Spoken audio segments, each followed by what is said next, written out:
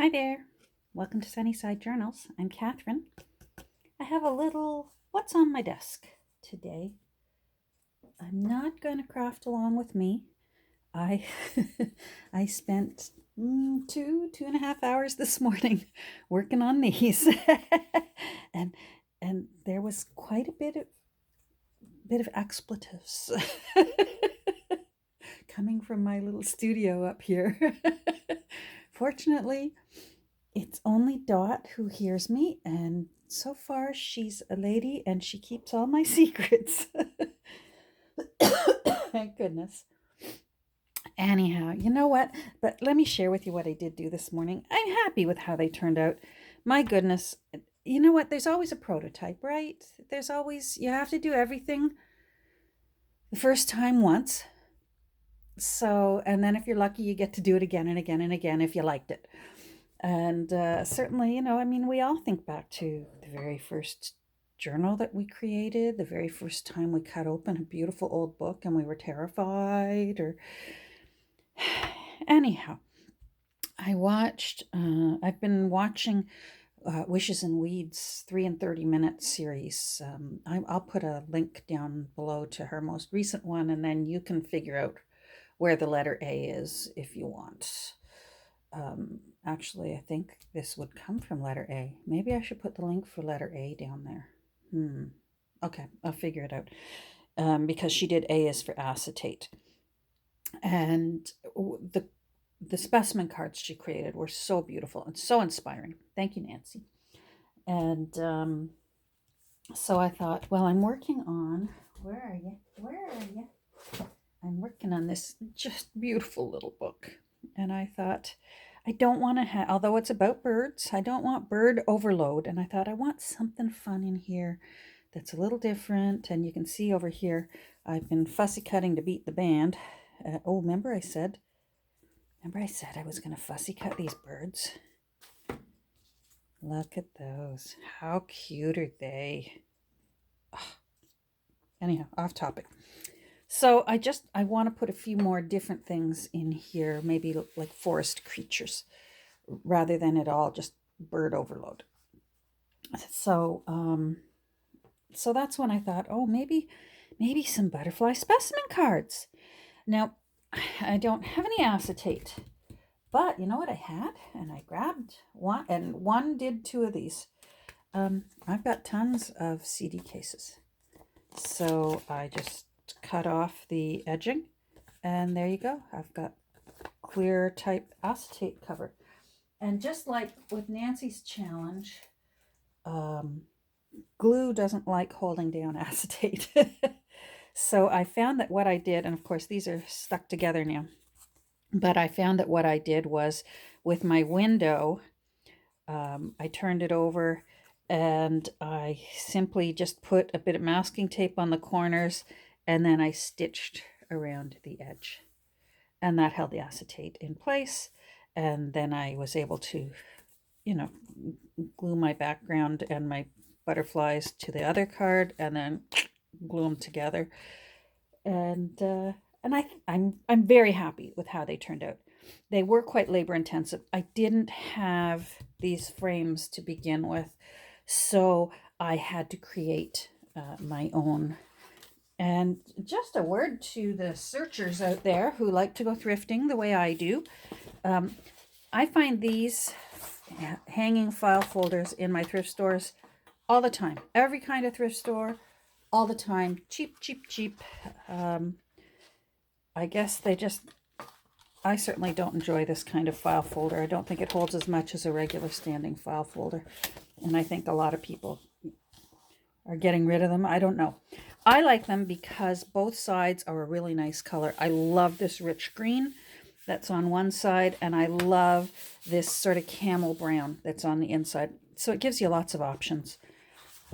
And so keep your eye out for these. You just trim off the wire, the wires on the edge, and it gives you tons of nice light cardstock. So it's also not too bulky. Keep your eye out for those. That's what I used when making these. It was a different brand. They do come in different shades. Which one is it? jeepers. Yeah, I think it was this one that I used. See, this is a legal size, a bit bigger. More bang for your buck if you can find these big ones. So that's the one that I used.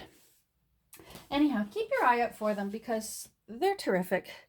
Old file folders at thrift stores, even if they've got writing up on the edge, take them anyways because the card itself is terrific, and you're saving paper from getting thrown out or burned or what have you. Anyhow, so you'll see I mounted them on different hold on, I don't like you. I mounted them on different cards. I'm just gonna trim that there. That's better. And I forgot to finish edging this, so we'll do that together. I mounted this on the back of a huge index card. And because of the odd shape that I made this, I had to do the lines sideways. So whoever writes on this is going to have to write sideways, but beggars can't be choosers, right? That's the size that fit, and that's what I had to use. So I couldn't be a chooser. I did. I chose that one. Anyhow, I really want this well inked. Sometimes I like subtle ink, and sometimes I want to hammer home the ink. With this, I really want it inky. So I'm being heavy-handed. Sorry if you're jiggling there. And I like to create sort of a halo of the ink. There we go.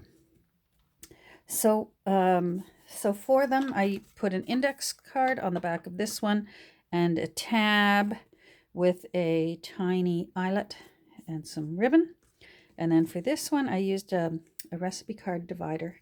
I used B because I figured B can stand for butterflies, and it also could stand for birds. Because in the back, I used some pages from the original book for both of them. So this one, the author of this book had such unusual chapter titles. This one was What a Bird Knows About Geographical Arithmetic, and then this one, Color Calls Among the Birds. There's another, what were some of the other funny chapter titles? A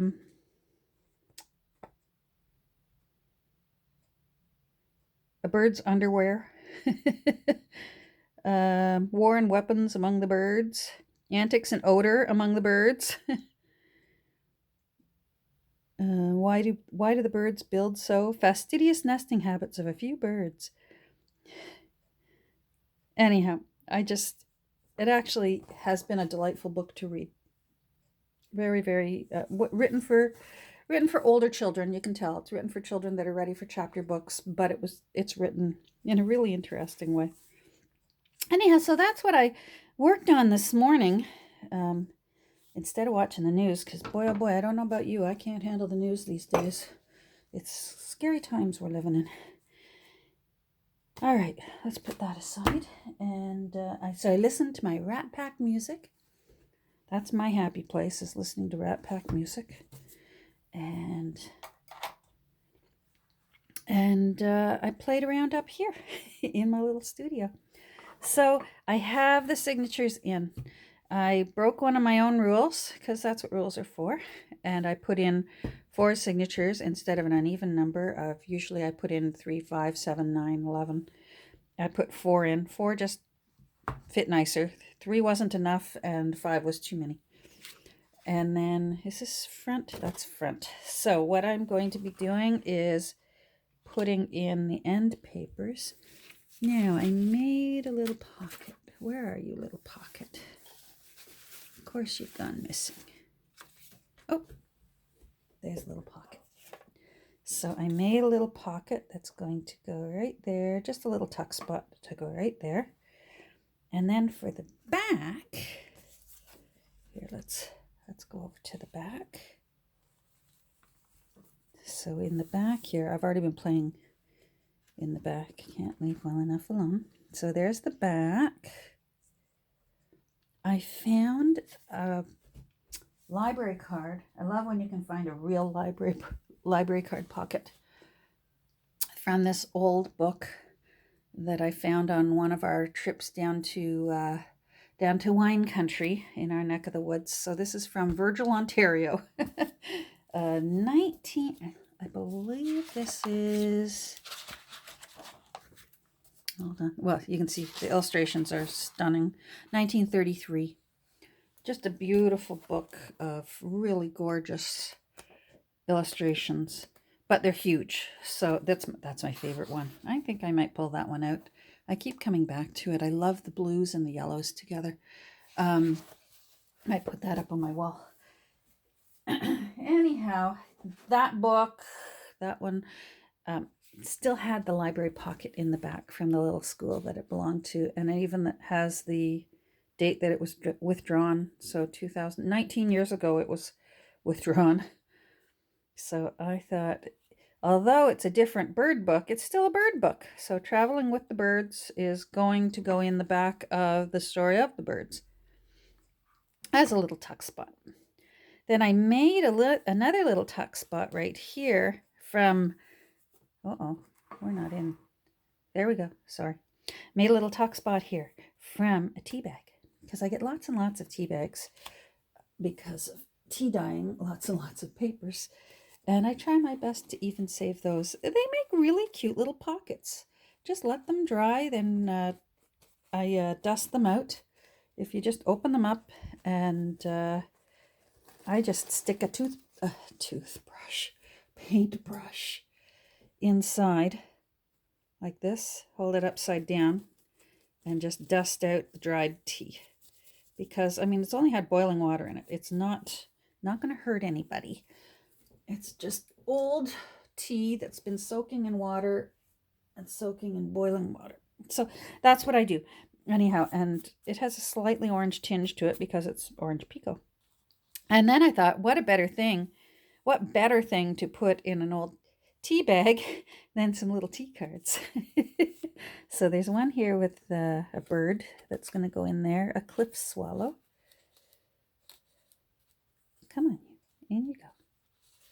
There we go. And then a little friend of the forest. Hold on, there we go. Look at that little baby. What is it? Eastern gray squirrel. Cute. And then, of course, I found a word snippet that was perfect, into the forest, because it's little forest friends. I love when a word snippet isn't exactly perfect. See how that into the forest has a comma after it?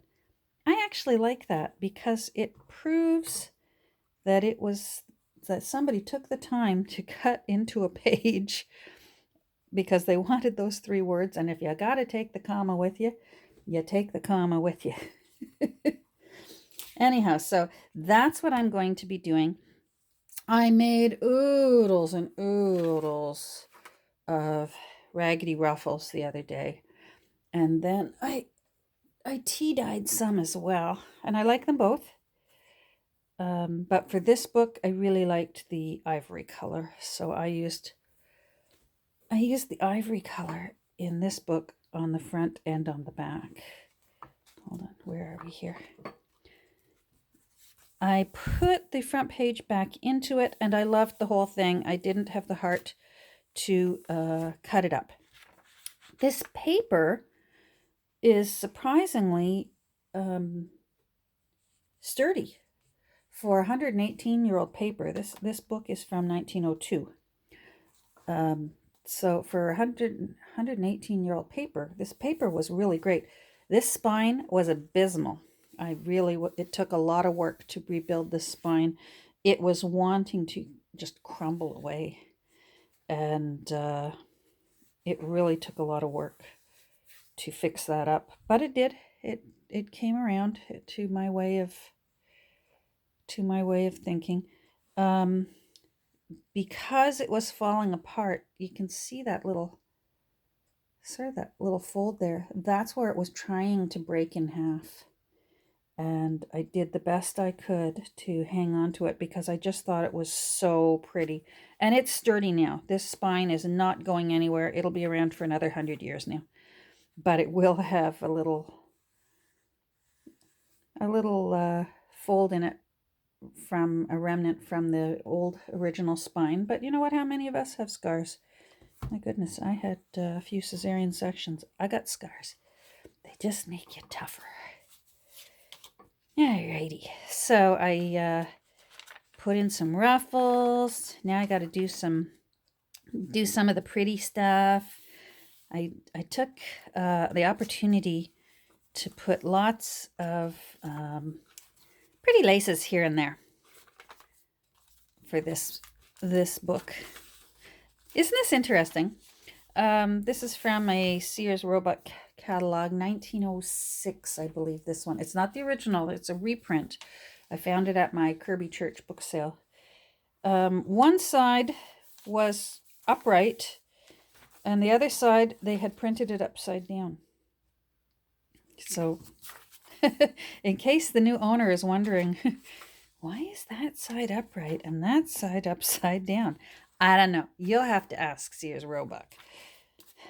Somebody was sleeping on the job.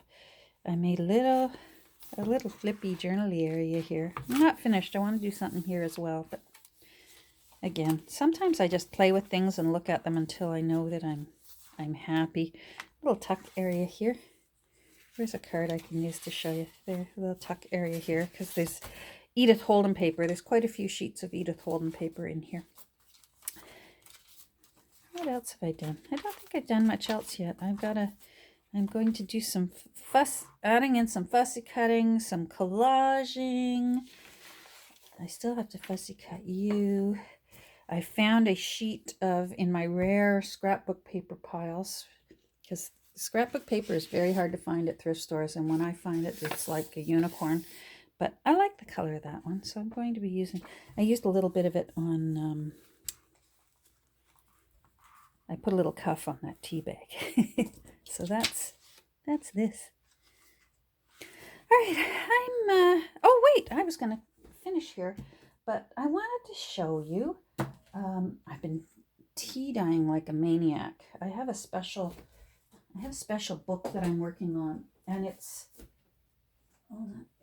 going to be quite a big book, and it necessitated me doing some tea dyeing in the winter. I usually try and do enough tea dyeing through the summer so that I can dry outside and not have to use my oven. Like, to heat oven up to cook paper just seems, anyhow. But I did tons and tons, because this book that I'm going to be working on is quite big this way. And so I was tea dyeing. I'm going to have to iron these, but I wanted to show you some others that I've been working on here, some tea dyeing, because I did want to tea dye this paper. Do you remember these books? I got 2 of them last week. They're theory examination paper books. And I am really happy with how I flattened them. Do you see how nice and flat these are? I didn't iron these. You know what I did is, hold on. I have 2 cutting boards that I got from my dollar store. And so I think we call it a dollar store up here now. Then it's not dollar anymore. Everything's still like, I think, $3 and under. So this was either 3 or less. I have 2 of these. I have 2 bricks that I got from Home Depot for, I think, 59 cents each. Pardon me. And what I did with these was, it was nighttime. I was tired. I'm sorry. And I thought, well, I'm not getting into ironing right now. And I thought, I'm going to stick it between my boards and my brick, because they're too big to go into my paper press. So in between the boards, bricks on top. Well, I forgot they were there for about 4 days. And I pulled them out the other day. And look at that. Like, that's just amazing. It amazes me. I'm sorry, small things amuse small minds. Amaze small minds. Anyhow, I'm thrilled. So it just shows if you're willing to be patient and you don't need the papers right away, put them under a cutting board with a brick on top and walk away from it for a few days, because it just, I'm thrilled with it. I've since done, this is a pad of airmail paper. I bought a pad of airmail writing paper. So it's thinner than usual paper, but it's not quite as thin as tracing paper. And stuck it in between those cutting boards and put the bricks on top. Do you remember this? I found these the other day. Remember, I thought maybe it was fax paper, but this side doesn't have, you can't rip this side of the holes off like the fax paper I used to know. Anyhow, once again, I tea-dyed it up. Unfortunately, yeah, I had to dry it in my oven, but I didn't have to iron it. I hate ironing. I used to proudly say the only thing I iron is hair because I'm a hairstylist. And then I found that I had to start ironing paper. Paper. Oh my goodness. I think my grandmother would be rolling in her grave that Catherine's ironing paper after all the clothing she had to iron. Anyhow, stick it between your cutting boards and stick a brick on top. And then walk away. Walk away, be patient, leave it there for 3 days, 4 days, and find something that's more fun to do than ironing, and you'll have nice flat paper. So there's Catherine's handy hint for the day. Now, normally, that big stack of paper that I just tea-dyed yesterday, all this stuff, normally I'd actually do that with this, but I want to get started on this book. It's a special book. I want to get it started and get it on its way. So I will iron that later this afternoon. Alrighty. Well, I'm going to do a tiny little bit of work, and then little tiny Miss Dorothy and I over there. Oh yeah, she's asleep. We're going to go for a WALK, and then I have to go get groceries. So that's what's on my plate. Tomorrow's Saturday, and hubby said that he's going to take me up to Port Perry to go to, they're having an antiques and nostalgia show. So we're going to head up to Port Perry and see what we can see. All right, everyone. Well, I hope you're having a wonderful day wherever it is you are. Hope you're doing well.